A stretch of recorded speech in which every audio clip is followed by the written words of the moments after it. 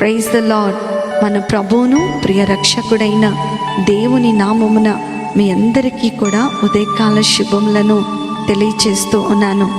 యేసుతో అనుదిన ఆత్మీయ ప్రయాణం, a spiritual walk with Jesus అనేటువంటి అనుదిన ధ్యానములో నాతో పాటు కలిసి ఏకీభవిస్తూ ఈ వాక్యము ద్వారా బలపరచబడుతూ ఈ వాక్యములోనికి మీరందరూ నడిపించబడుతున్నందుకే దేవునికే మహిమ కలుగును కాక. నేటి దినవాక్యము 55వ దావీదు కీర్తన 22వ చరణం. నీ భారము యెహోవా మీద మోపుము, ఆయనే నిన్ను ఆదుకొనును. నీతిమంతులను ఆయన ఎన్నడూ కదలనీయడు. హల్లెలూయా. నా ప్రియమైన దేవుని బిడ్డలారా, ఈ లోకములో జీవిస్తున్నటువంటి మనము అనేక సందర్భాలలో భారభరితమైన హృదయముతో, భారముతో మనము చింతలో ఉంటూ ఉంటాం. మనలను ఆదుకునేవారు ఎవరూ లేరని, మనల్ని ఓదార్చేవారు ఎవరూ లేరని అనేక సందర్భాలలో ఒంటరిగా ఉంటూ కన్నీరు కారుస్తూ ఉంటాం. నా ప్రియమైన దేవుని బిడ్డలారా, మన భారములను ఆయన మీద మోపు ధన్యతను మనము కలిగి ఉన్నాం. ఇటువంటి సమయంలో ప్రభువే మన భారమును మోయచ్చు, మనకు ముందుగా పయనించుచు ఆయన సన్నిధిలో నిత్యము మనలను నడిపిస్తూ ఉన్నాడు. నీ భారమును తొలగించి నేడు ఈ యొక్క వాక్యము వినిచినటువంటి నీ జీవితములో సంతోష సమాధానములో దేవుడు కలగచేయునుగాక.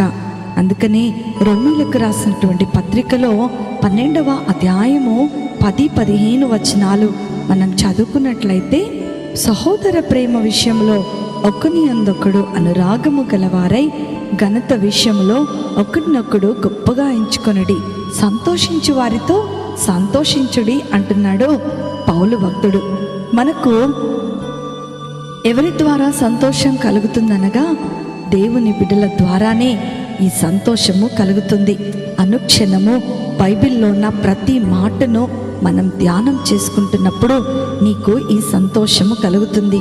మనము ఒంటరిగా ఉన్నప్పుడు దేవుని సన్నిధానములో ఆయనతో పాటు గడుపుతూ దేవుని వాక్యానుసారముగా మనము జీవించినట్లయితే పరిశుద్ధాత్మ దేవుడు మనలను తన శక్తి చేత నింపి మన హృదయంలో ఉన్నటువంటి ప్రతి భారమును ఆయన తొలగిస్తాడు. చాలాసార్లు అనుకుంటూ ఉంటాం, నా జీవితం ఉందా, నా కన్నీరు తుడిచివేయబడుతుందా, లేకపోతే నా భర్త మారుతాడా, నా పిల్లలు మారుతారా, నా పరిస్థితులు మారుతాయా, నా బాధలు, నా భారము తొలగించబడుతుందా అని అనేక రకాలైనటువంటి ప్రార్థనలు మనం చేస్తూ ఉంటాం. మన జీవితంలో ఎన్నో బాధలు, కష్టాలు వచ్చినప్పటికీ మన మధ్యలో ఉండి మనలను విడిపించగలిగిన శక్తిగల దేవుణ్ణి మనము కలిగి ఉన్నాం. కాబట్టి చింతకించకండి నా ప్రియ దేవుని బిడ్డలారా. నీ హృదయములో నిబ్బరము కలిగి ధైర్యముగా ఉండండి. దేవుడు నీతో సూటిగా మాట్లాడుతూ ఉన్నాడు. ఆయన భూమి మీదకు రావతారిగా ఎందుకు వచ్చాడు అనంటే మన భారమును తొలగించటానికి. మన భారము తొలగించబడాలి అనంటే మనం దేవునితో ఒక చక్కటి సంబంధాన్ని కలిగి ఉండాలి. ఇప్పుడు వరకు బైబిల్ చదవటానికో ప్రార్థన చేయటానికో నీకు సమయం లేకపోవచ్చు, కానీ ఈ దినమే ఒక మంచి తీర్మానం చేసుకో.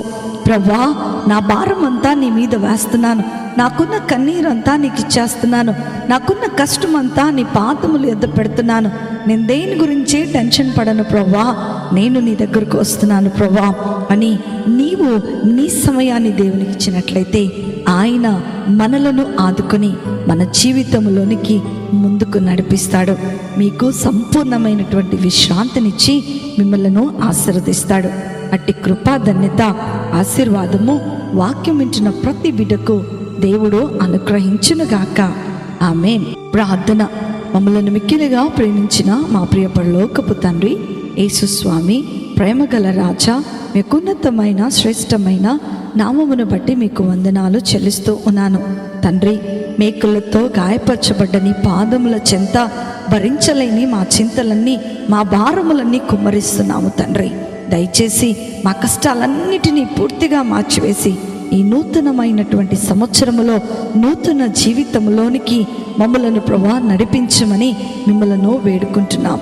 నేటి నుండే మేము ఆశీర్వదించబడిన జనాంగముగా స్థిరపరచబడినట్లుగా మమ్మలను మీరు దీవిస్తున్నందుకే మీకు వందనాలు. మా అనుదిన జీవితంలో మాకు రావాల్సిన ప్రతి ఆశీర్వాదములను ప్రభువా అయా తండ్రి అడ్డగిస్తున్నటువంటి సైతాను క్రియలను నాశనపరచమని నేను ప్రార్థిస్తున్నాను తండ్రి. దేవా, మా ఆలోచనలు, మా తలంపులు, మా యొక్క సమస్తము నీ యొక్క పాదముల యొద్ద పెడుతుండగా మాకు కలిగిన భారములన్నిటి నుండి మమ్మలను తప్పించండి.